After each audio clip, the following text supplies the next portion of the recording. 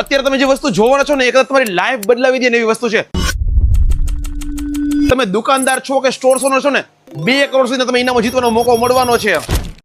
વાત શરૂથી શરૂ કરીએ.